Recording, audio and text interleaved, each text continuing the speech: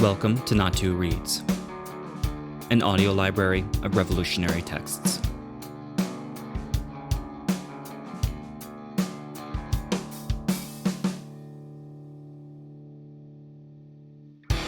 Scripting the Change. Selected writings of Anuradha Ghandy.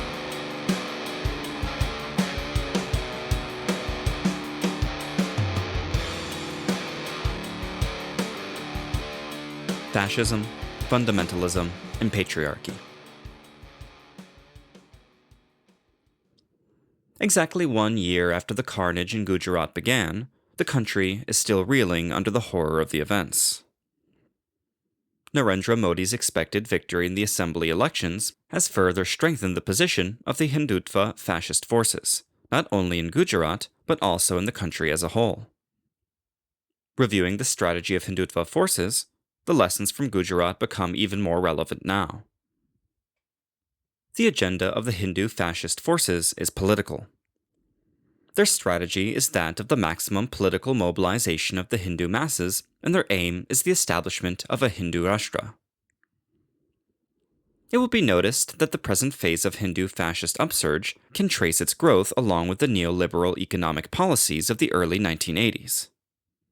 Similarly, the aggressive policies of economic reform and globalization of the 1990s were accompanied by those of a belligerent Hindutva. The reasons for this are not far to seek. The policies of economic reform have led to the extreme impoverization of not only a large section of the masses, but also of sizable sections of the middle classes. Thus, there was an urgent need for the ruling classes to divert the people's attention from their mass destitution through the whipping up of a frenzy against the Muslims and other minorities. Besides, mass anger against the ruling class's blatant capitulation to the imperialists, particularly the United States, is sought to be diverted through these intrigues, supported by calls for cultural nationalism and a Hindu Rashtra. The extreme and continued polarization of Hindu society in Gujarat along religious lines, the brazen confidence with which the attacking, looting, and killing was carried out, and the active participation of a section of the women from the upper castes, shows that the Hindu fascist forces have been successful in taking their agenda forward in Gujarat. They have penetrated and succeeded in converting a section of the Hindu masses to their ideology and imbued them with the goal of Hindu Rashtra.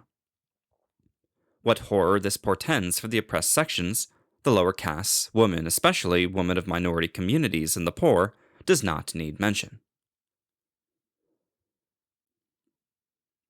Growing fundamentalism worldwide. What it means for women. The rise of the Hindu fascist forces is a part of the worldwide rise of fundamentalism and fascism. Imperialism, faced with its worst ever crisis since the interwar years, is encouraging and promoting fundamentalist forces and fascist organizations and propaganda. As Lenin once said, quote, "Imperialism strives for a reaction everywhere," end quote. Further, as John S. Howley has argued, quote, "Fundamentalist perspectives on gender cast a uniquely revealing light on the nature of fundamentalism as a whole," end quote. As it is, all religions are patriarchal in the moral codes they sanction and the social arrangements they uphold. And one of the central points of fundamentalist propaganda is a conservative ideology of gender. All fundamentalist forces, be they of the Christian denomination of the US, or Hindu, or the new religions in Japan, or the Islamic forces, proclaim the specific agenda of restoring the centrality of the family and the home in the life of women, and patriarchal control over their sexuality. Hence, ideologues of the new right, even in the US, are claiming that there is a moral crisis in American society, and that this is because of the fact that women are working outside the home. Although they have mobilized actively around opposition to abortion rights for women, they begin by arguing that welfare state expenditures have raised taxes and added to inflation, pulling married women into the labor force and thereby destroying the fabric of the patriarchal family, and hence the moral order of society. According to Jerry Falwell of the Moral Majority, quote, "Children in the US should have the right to the love of a mother and a father who understand their different roles and fulfill their different responsibilities, to live in an economic system that makes it possible for husbands to support their wives as full-time mothers in the home and enable the families to survive on one income instead of two." End quote.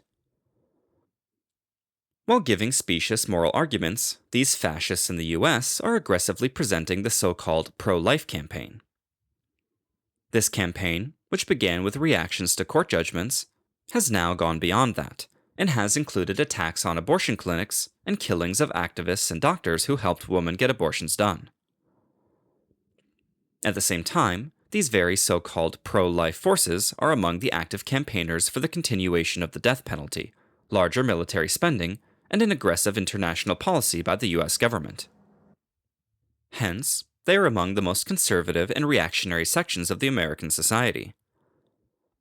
They have white supremacist views, indulge in openly racist activity, and are fascist in their nature of organizing and propaganda. The same is to be found in the conservative new religions that have sprung up in Japan, especially in the post-war period. A study in the early 1990s says that, quote, "In the post-war period, many new religions have adopted an agenda of social issues on which re-establishing a patriarchal ideology of the family heads the list. The pre-war family system that they seek to reinstate institutionalizes male dominance and the authority of elders, and keeps women's status low by restricting their sphere of choice in matters of marriage, reproduction, and divorce.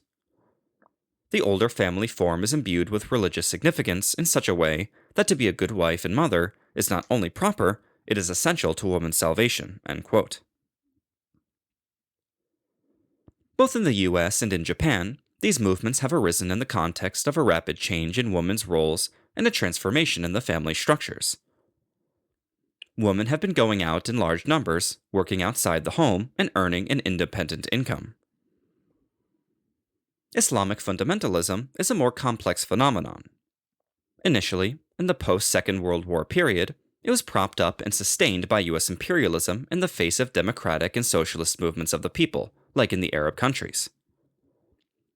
But with the restoration of capitalism in the Soviet Union, and especially China, and the betrayal of the democratic national liberation movements by their compromising leadership, anti-imperialism has been expressed in traditional and often religious ways. Islam has also become an ideological force adopted by movements against the US imperialists, like in Iran, or become the expression of resistance as in Palestine today, due to the betrayal of the older, more secular and left leadership. In the countries of the former Soviet Union, too, Islamic fundamentalism has become the means through which nationalist opposition to Russian domination and exploitation is being expressed. In countries like Afghanistan, where there was no anti-feudal democratic mass movement or modernization, and where the increase in freedom to women was initiated from above during the Soviet occupation and could gain no support from the rural masses, Islamic fundamentalism maintained its social base. Hence, the warlords who came to power in Afghanistan after the Soviet withdrawal in 1992 were as reactionary as the Taliban that swept to power several years later. Thus, the Rawa, Revolutionary Association of the Women of Afghanistan, which opposed the restriction on women's rights, was as critical of the warlords as of the Taliban. Today, the same warlords are back in power under US protection. But whether they are reactionary regimes like the Saudi monarchy or the mass movement-based organizations, they have been making control over the women's dress code, their movements, and manner of participation in public life an important part of their campaign. And this is what has gained the maximum publicity in the bourgeois and imperialist media, given the campaign being launched by American imperialism against Islam. Taking into account the complex role of fundamentalism in the world today, the political role it plays will determine the manner in which we struggle against it. Religious fundamentalism, of all types, promotes patriarchy and other backward values, and must, therefore, be generally countered by all democratic and revolutionary forces. Yet, today, fundamentalism has a dual role. First, the fundamentalism of the Christians in the US, of the Hindutva Brigade in India, etc., is part of the growing fascist policies of the state and the ruling classes, and has to be seen and attacked in that context. It is the strategy of mobilizing the majority community to distract them from the class issues, against the minorities. On the other hand, Muslim fundamentalism today is growing in reaction to the US's aggressive warmongering and in reaction to the Hindu fascist offensive in this country, and so plays a different political role vis-a-vis the state. Thus, with respect to the former, it is necessary to attack it thoroughly on all fronts. Regarding the latter, there is a need to see its anti-US, anti-Hindutva role, while at the same time exposing its retrograde patriarchal and feudal thinking.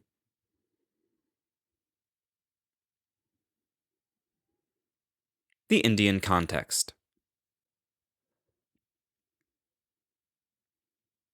In the Indian context, it is clear that at present the foremost enemy of woman is the Hindutva forces. Hindutva breeds on the festering, stagnant pool of feudal values that continue to thrive in this backward, semi-feudal, semi-colonial system. The casteist, patriarchal, and other feudal values already prevalent in this system act as dry hay for the Hindu fascist fire. And the upper caste elite form natural allies for these venomous political vampires. Besides, due to the general backward thinking and a weak democratic movement, other castes and classes also tend to fall prey to the aggressive and wide-scale propaganda of the Hindutva forces. During Rup Kunwar's Sati, Immolation, in 1987, which some commentators consider as a dress rehearsal for the demolition of the Babri Masjid, the Hindutva forces publicly revealed their patriarchal biases and attitudes. The event, which took place in a well-off village, Deorala, about 50 kilometers from Jaipur in Rajasthan, snowballed into an all-India issue with the various organizations of the Hindutva Brigade coming out stridently in support of the practice of sati. While the progressive women's groups organized a morcha in opposition to the sati and demanded the arrest of the culprits, supporters, mostly Rajputs, led by the Hindutva Brigade, took out a militant morcha of almost 30,000 in the state capital. The BJP leader, Vijayaraje Scindia, openly came out in support of sati as, quote, our cultural heritage, end quote, and argued that it is a fundamental right of any Hindu widow if she so desires. In their argument, if a widow voluntarily decides to immolate herself on her husband's funeral pyre, then there is no reason to oppose it. The woman is seen only in relation to her husband. Her independent existence does not count. By attaining sat, inner truth, a woman decides to immolate herself with her husband, and thus acquires a power that will protect her husband in his journey beyond. Thus, the sati, the one who acquires this power, is the model of devotion to her husband, the true pativrata, whose bond with her husband cannot be broken even with death, as she carries on to protect him after death. Conservative trading families from Rajasthan have funded and built innumerable sati temples in Rajasthan and elsewhere, promoting this backward patriarchal ideology. Although their support for sati is no longer as crude, they still glorify religious customs which uphold the same ideology and role for women. The Hindutva forces have picked up the demand for a uniform civil code, and thereby communalized yet another issue of women's rights. These very forces had opposed the reforms in the Hindu customary law pertaining to women's rights and property and marriage in the 1950s. But in the 1990s, they began demanding the introduction of the Uniform Civil Code, so that Muslims could no longer be governed by their personal laws. Their demand has nothing to do with the rights of women, whether Hindu or Muslim. It is only one more stick to beat the Muslim community with. Their anti-human, patriarchal attitude came forth in Gujarat, in its crudest and most violent forms, with the gang rapes and sexual assaults on women in various districts, and the vulgar, sometimes false, propaganda of raped women distributed widely in various places. Various fact-finding teams have recorded the testimonies of women who were either victims of rapes or witnesses to the rapes of friends and relatives.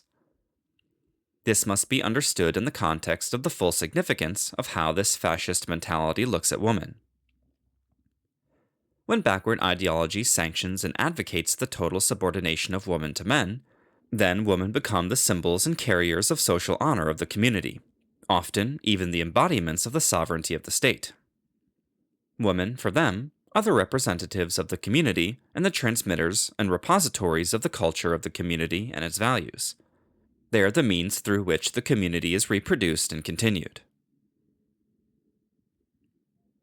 The Hindutva forces are using women to pursue their political ends, both when they are mobilizing them and when they are sexually attacking minority women. It is important to remember that these forces, whether they be of the Sangh Parivar, the RSS, the Bajrang Dal, the BJP, or whether they are within the other political formations like the Congress, share the same reactionary attitude towards women. Even in most individual cases, rape is an affirmation that the woman is an object of pleasure and an assertion of the power of a man over her. But when rapes take place in the political context, as in Gujarat, as part of collective attacks, the act is organized aggression. It becomes a spectacular ritual, a ritual of victory, the defilement of the autonomous symbol of the honor of the enemy community. This has been stated earlier, but needs to be emphasized, especially when we see that the vulgar propaganda leaflets issued by the Sangh Parivar were explicitly sexual. There's nothing sexual about gang rapes, or rapes of individual women in riots and such attacks, whether by the communal or by the state forces. These rapes are political acts, meant to humiliate the enemy. Dishonoring the woman is the dishonor of the community, a challenge and insult to the men of the community who could do nothing to, quote, protect the honor of woman, i.e. the community, end quote. In this entire play of power, the woman, her rights as a human being, do not count at all. Gujarat has once again proved that the Hindu fascist forces will stop at nothing to achieve their total domination over the religious minorities, especially over the Muslims. Justifications for these rapes are to be found in the writings of the ideologues of Hindutva. In fact, in the most sophisticated among them, in Savarkar's writings themselves. Savarkar, in his interpretation of history, portrayed the Muslim as lustful and sensuous, while the Hindu as comparatively impotent. The Muslim, driven by religious duty, abducted, raped, and forcibly converted millions of Hindu women, while Hindu men had a, quote, perverted sense of chivalry, end quote, that prevented them from doing anything to the enemy's womenfolk. He called it a law of nature, obeyed even by the animal world, that in a war, the men of the conquered tribe are killed while the women are distributed by the victors amongst themselves. Savarkar wrote this in 1963 in his Marathi treatise, Six Glorious Epochs of Indian History, translated into English in 1971.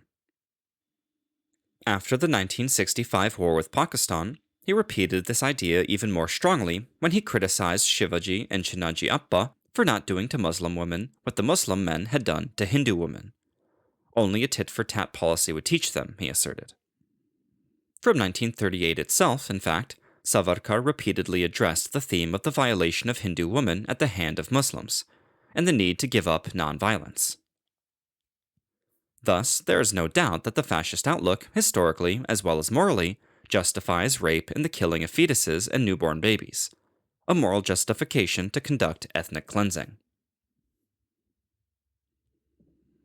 As the Hindu fascists promote the worst forms of Brahminical orthodoxy, their patriarchal approach, although it has taken the most degrading form against the minorities, particularly the Muslims and Christians, is also manifest against womenfolk in general, for instance through the promotion of dowry, sati, etc., and the confining of women to the house, as a chattel for housework and production of children.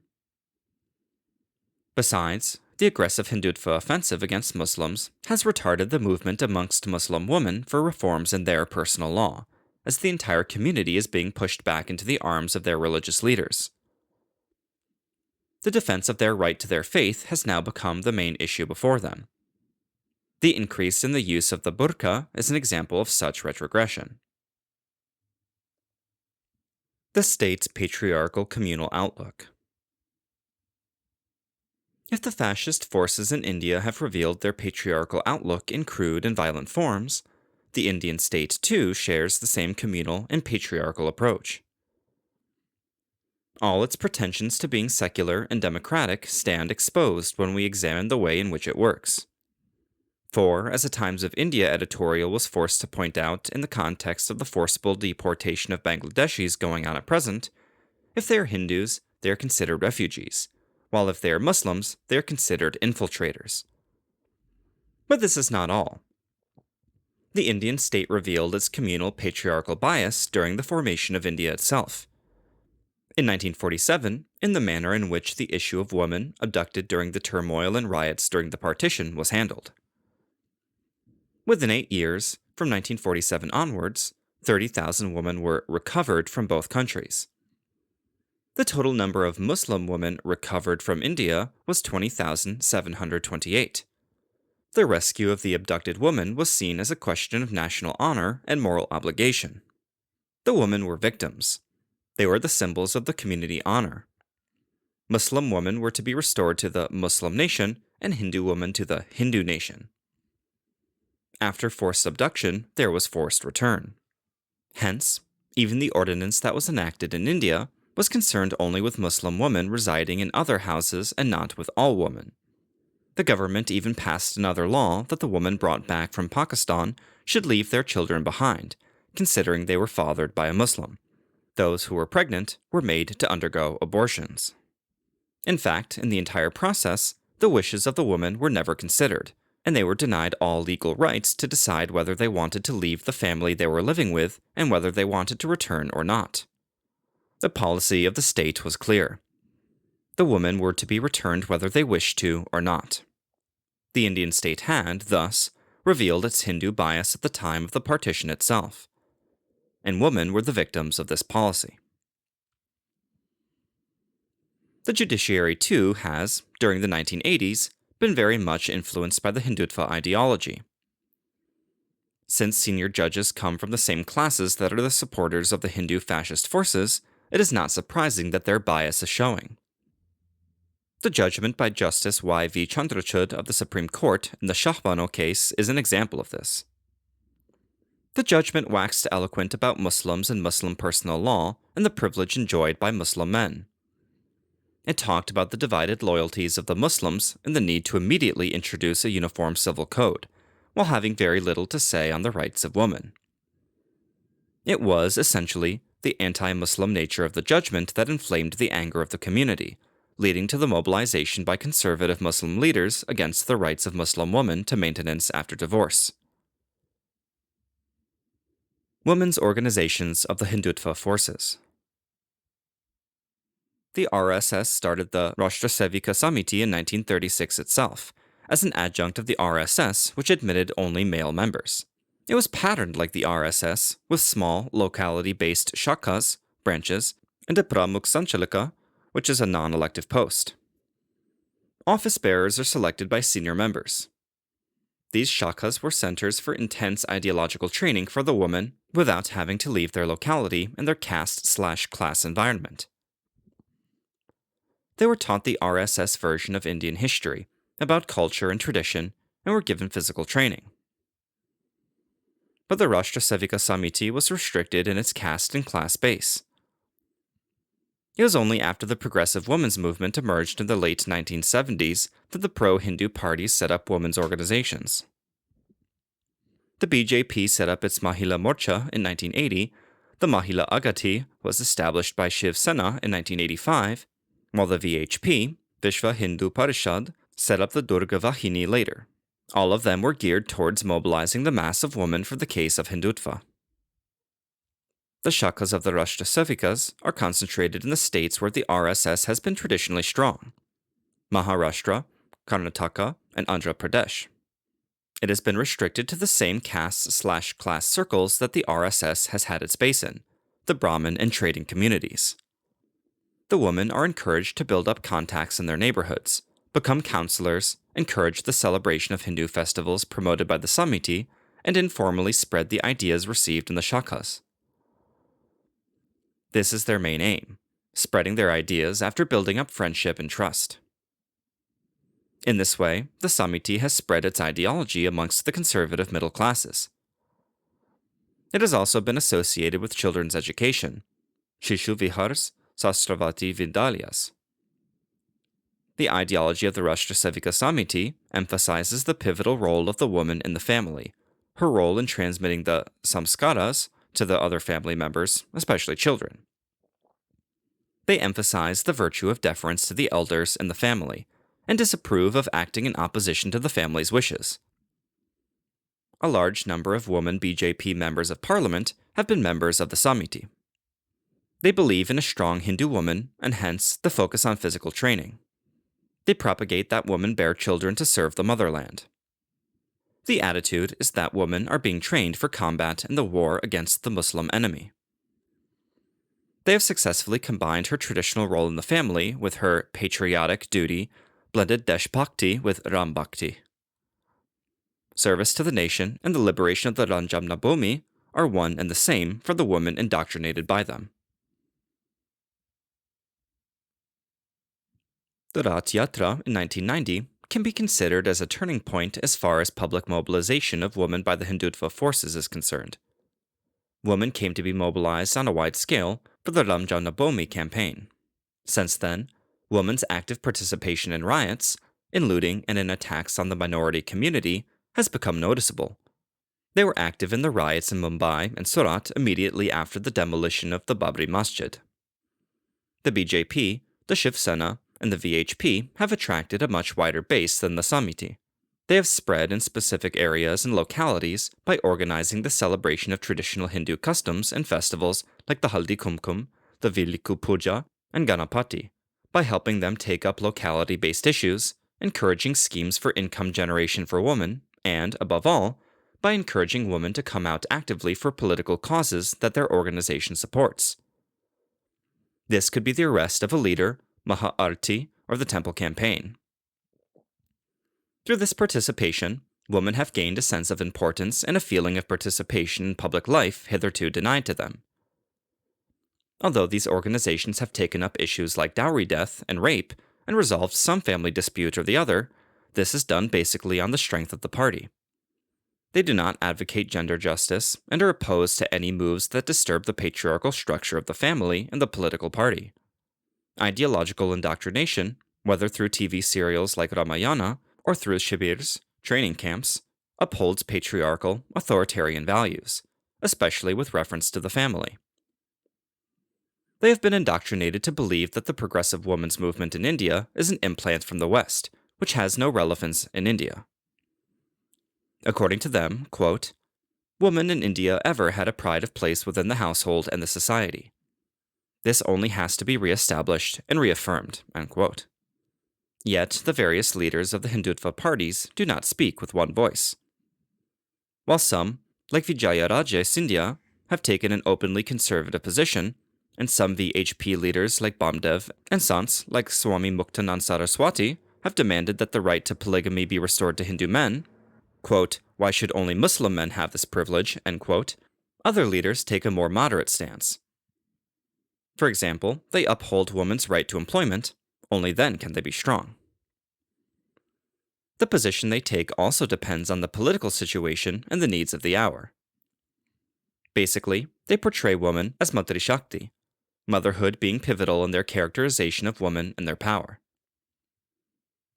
Women are mothers and wives, and they must be honored and protected. For them, the Hindu woman today is not a victim, but a power that has to be channelized for the service of the community.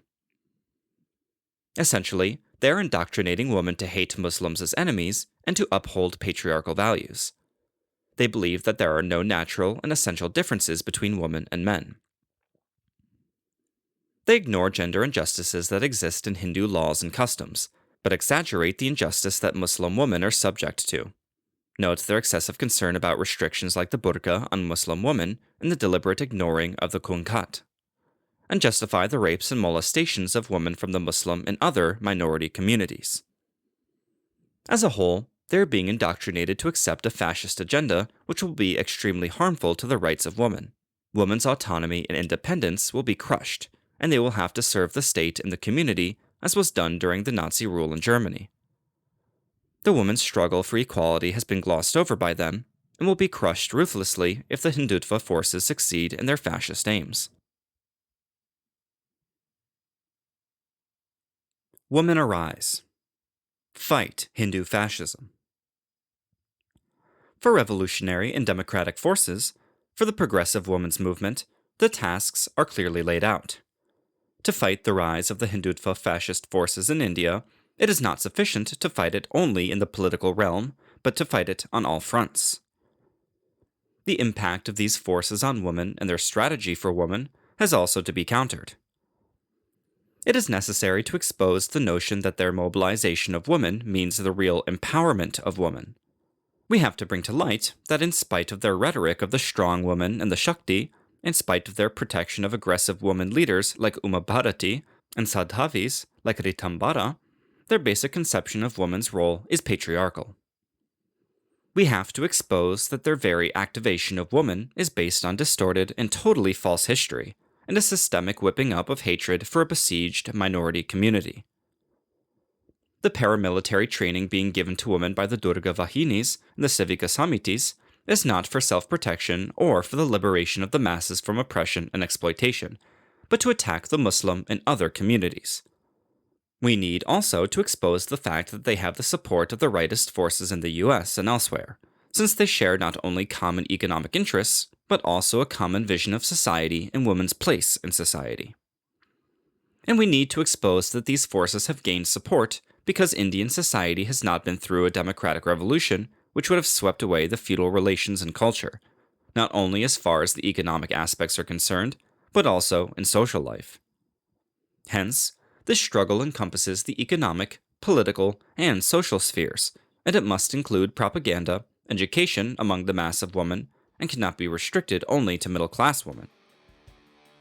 Thus, in the present context, an important aspect in the struggle against patriarchy is the mobilization of the vast masses of women, not merely against fundamentalism in general, but more particularly against the Hindutva fascist forces.